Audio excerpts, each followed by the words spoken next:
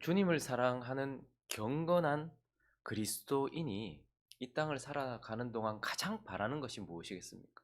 그 사람이 정말 그리스도를 사랑하는 경건한 그리스도인이다. 그러면 그 사람이 이 땅에 있는 동안 주님 앞에 서기 전에 말이죠. 가장 바라는 것이 무엇일까? 아마 첫 번째는 이 땅을 사는 동안 기쁨으로 신앙생활을 하는 걸 겁니다. 기쁨을 누리는 것. 이게 가장 바라는 걸 거예요.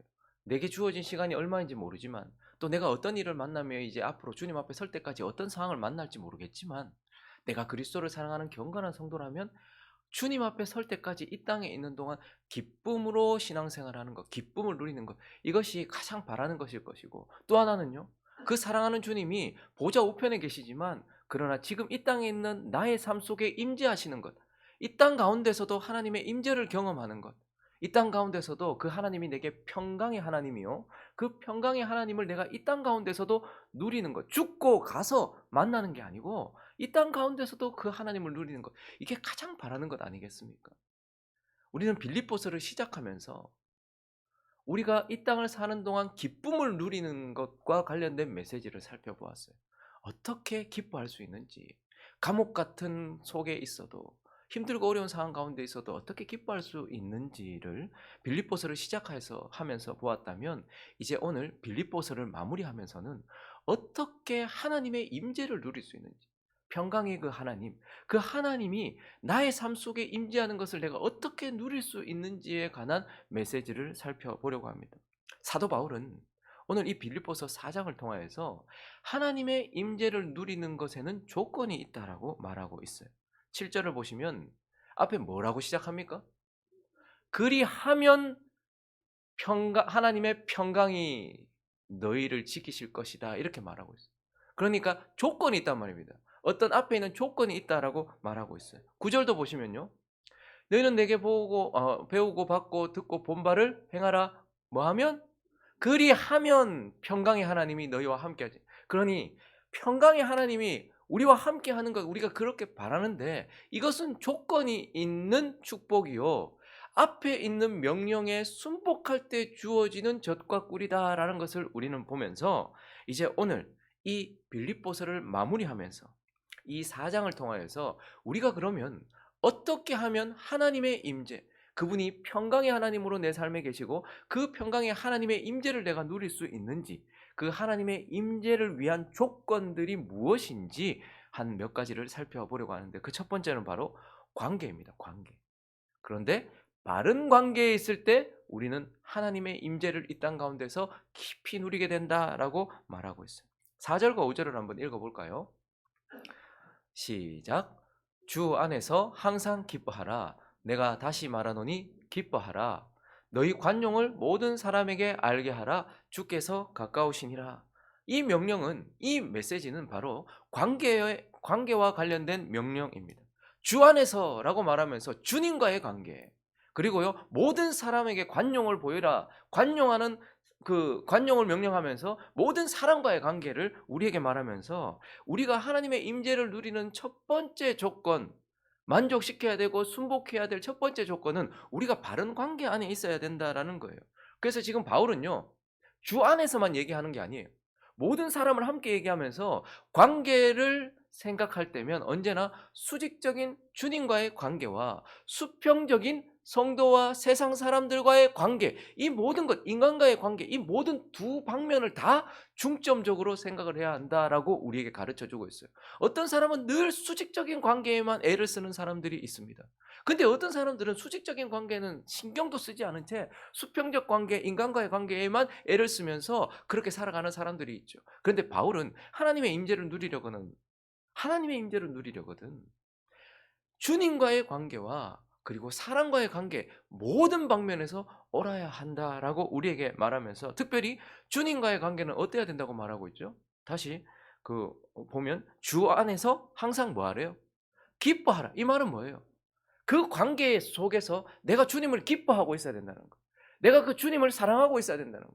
내가 그 주님을 즐거워하고 있어야 된다라는 거예요. 많은 사람들이 주님 아닌 다른 것을 기뻐하는, 이제 주님과는 거의 이혼한 상태에 있는 분들이 참 많아요.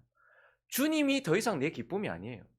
주님이 주시는 상황, 주님이 주시는 사람, 주님이 주시는 그것이 내겐 기쁨이 아니에요. 주님이 기쁨이 아니에요. 대신에 다른 기쁨을 누리고 이건 마치 이혼한 사람과 같아요. 별거 중에 있는 사람 같아요. 그래서 내 배우자 말고 다른 것을 기뻐하고 있는 것처럼 그런 상태에 있는 사람들도 많고 어떤 사람들은 함께 있긴 한데 전혀 기뻐하지 않는 주님과의 관계가 거의 권태기 끝에 와 있는 사람들.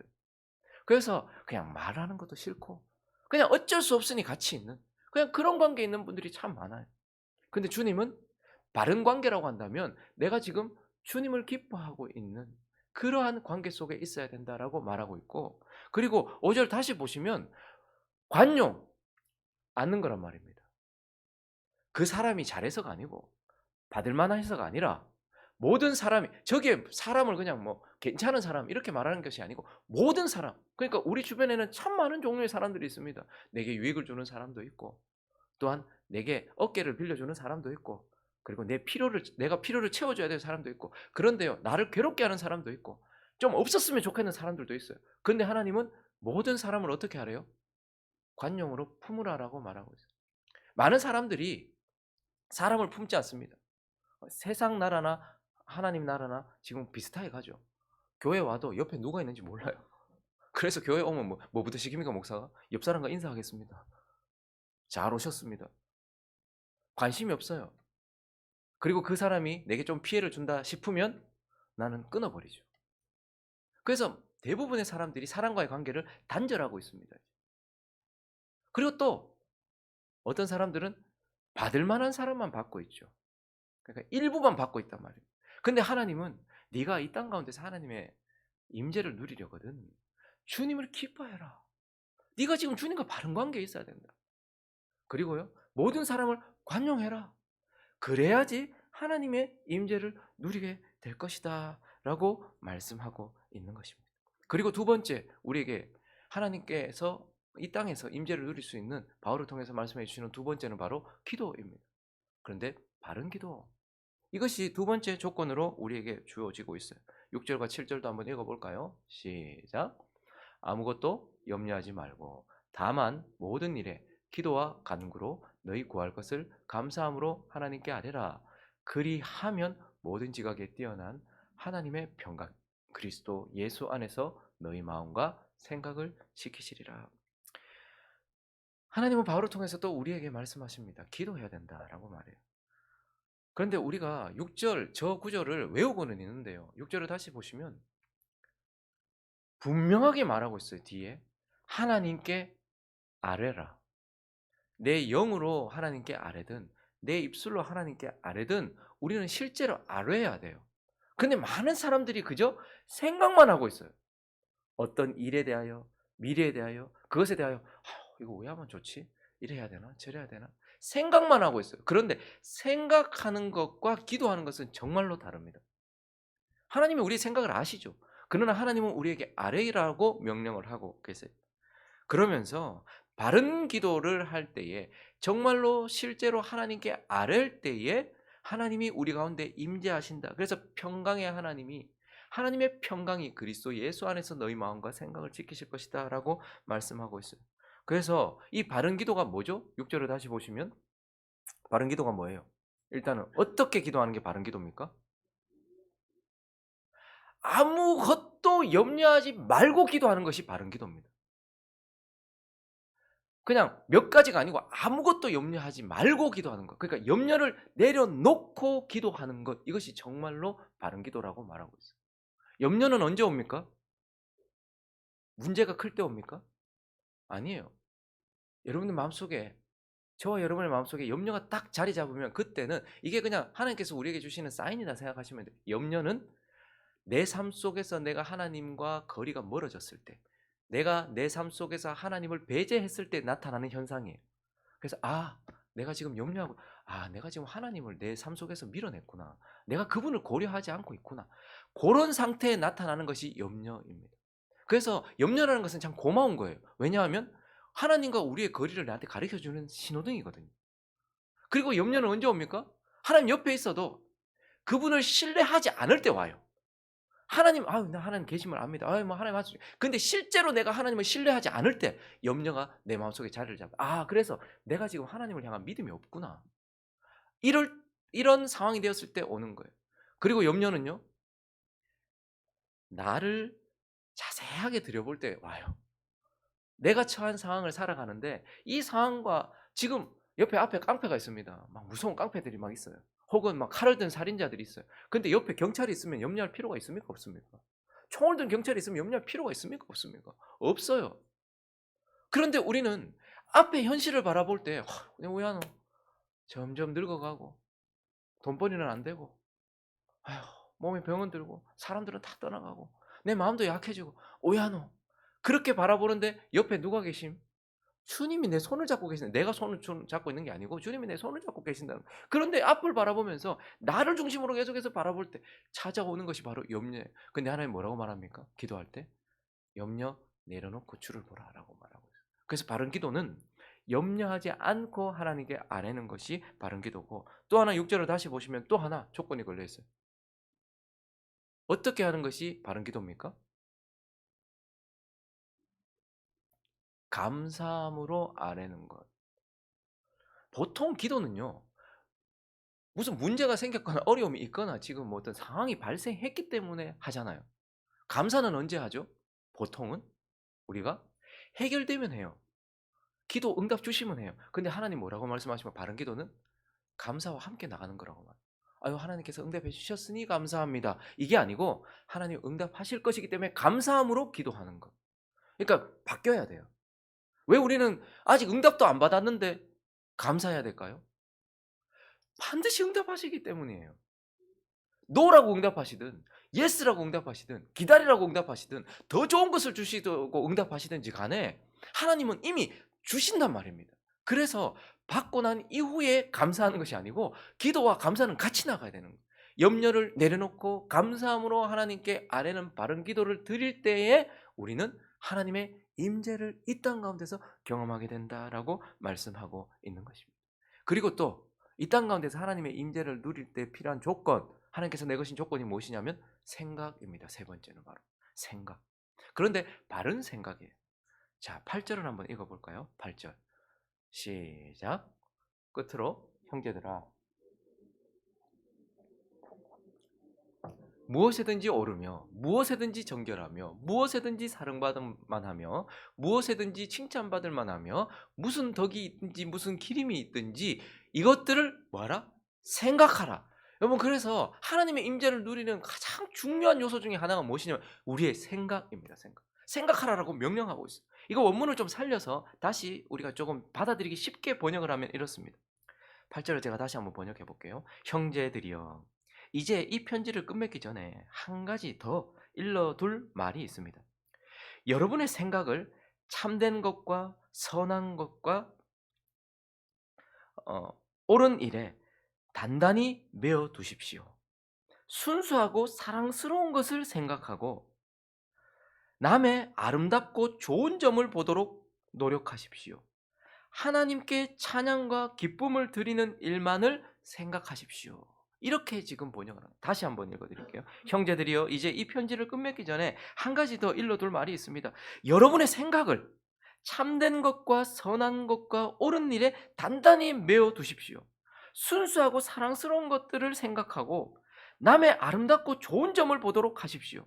하나님께 찬양과 기쁨을 드리는 일만을 생각하십시오.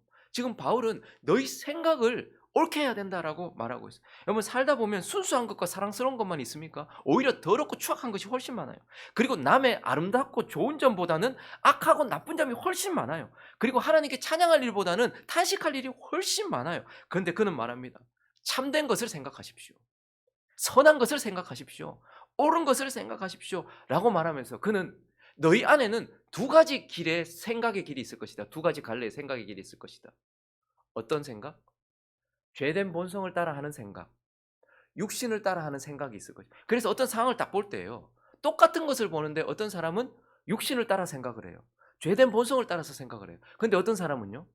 진리를 따라 생각을 하고 새 생명을 따라 생각을 하고 성령을 따라 생각을 해요. 그래서 사람을 평가하는 것도 달라집니다.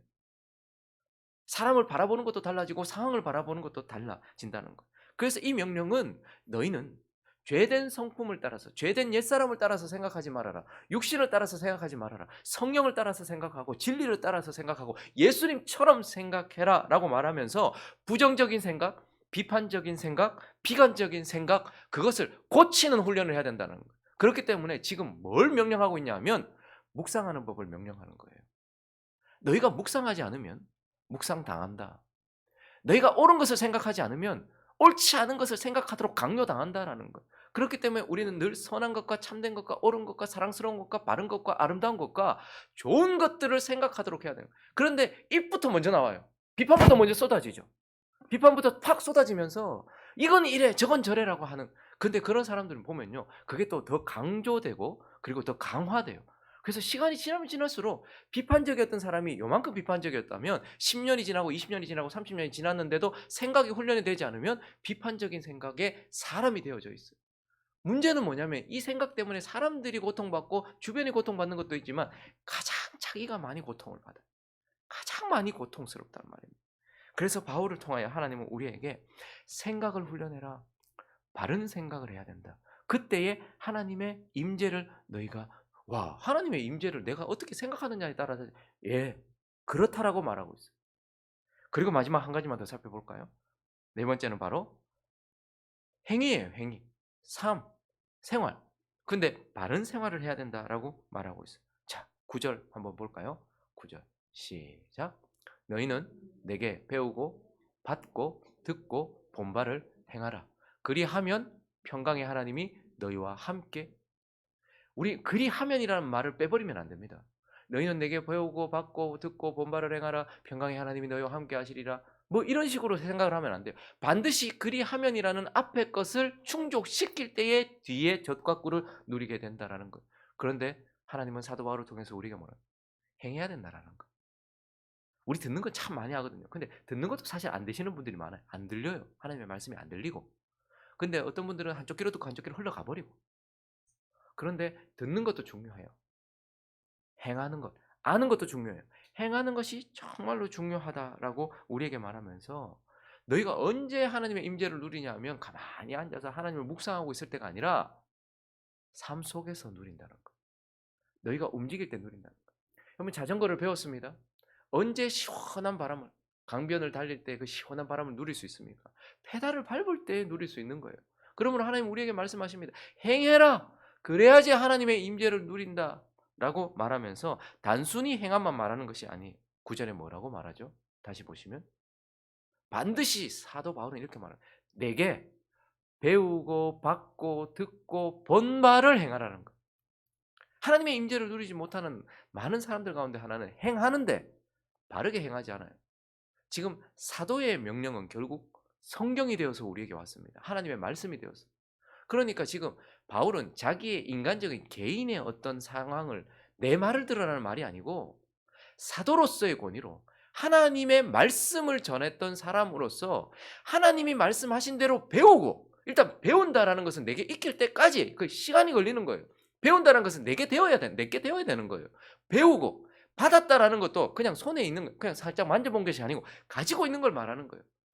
듣고 본 바까지, 듣는 것이 보여지는 데까지 그것을 행해라라고 말하면서 행하는데 누리지 못한 사람은 말씀대로 행하지 않고 자기 마음대로 행했기 때문에, 내 하나님은 말씀대로 행할 때 누린다라고 이렇게 우리에게 가르쳐 주면서 진리를 따라 성령을 따라 행해라.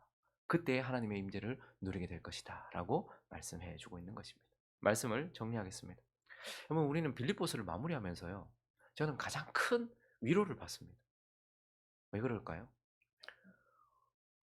옥에서도 기쁨을 누리고 있는 이 한 사람, 어떤 상황 속에서도 기쁨을 누리고 있는 한 사람, 그리고 어떤 곳에서도 하나님의 임재를 누리고 있는 한 사람, 그리고 오늘 13절을 보면 이렇게 말하고 있는 한 사람. 13절을 보니까 내게 능력 주시는 자 안에서 내게 모든 것을 할 수 있습니다. 이런 고백을 하고 있는 이 한 사람, 정말 사람을 주눅들게 만드는 이 한 사람이 있습니다. 아니 어떻게 옥에서도 기뻐할 수 있냐, 언제 죽을지도 모르는 그런 불분명한 내일을 앞두고 있는 그 어두침침하고 그런 곳에서도 기뻐하고 있는 이 한 사람, 그리고 어떤 곳에서도 지금 하나님의 임재를 누리고 있는 이 한 사람, 그러면서 내게 능력 주신 자 안에서 내가 모든 걸 할 수 있다라고 말하고 있는 이 한 사람, 그런데 이 한 사람이 앞에 하고 있는 말이 저와 여러분에게는 정말 큰 위로가 돼요. 11절과 12절 읽어보겠습니다. 시작. 내가 궁핍함으로 말하는 것이 아니니라. 어떠한 형편에서든지 나는 자족하기를 배웠노니 나는 비천에 처할 줄도 알고 풍부에 처할 줄도 알아. 곧 모든 일, 곧 배부름과 배고픔과 풍부와 궁핍에도 처할 줄 아는 일체의 비결을 배웠다. 바울도 많이 넘어지고 실패했어요. 근데 계속해서 배웠대요. 이것이 우리에게는 정말 큰 위로입니다. 어떤 곳에서도 어떤 상황에서도 기뻐하고 어느 곳에서도 하나님의 임재를 누리면서 내게 능력 주시는 자 안에서 모든 건 할 수 있다라고 말했던 그 사람도 배움의 시간이 있었고 과정이 있었구나. 그래서 이런 상황 속에 하나님 처해 두셔서 거기서 배우게 하셨고 저런 상황 속에서도 배우게 하셨다. 그것을 통하여서 바울은 이렇게 되었다라고 말하고 있는 한 사람.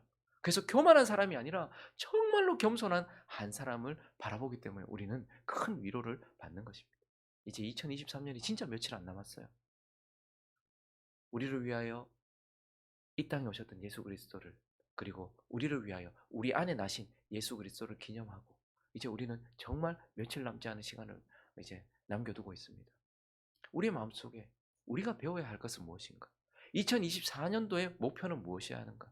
그래, 나도 바울처럼 모든 일에 일체의 비결을 배워 이 땅을 사는 동안 어떤 상황에 있든지 하나님을 기뻐하고 어떤 현장 속에서도 하나님의 임재를 누리는 것을 배우는 것, 이것이 목표가 되어서 바울처럼 우리도 빌립보서를 기록하는 인생, 기쁨에 대하여 임재에 대하여 기록하는 인생이 될 수 있기를 예수 그리스도의 이름으로 축원합니다.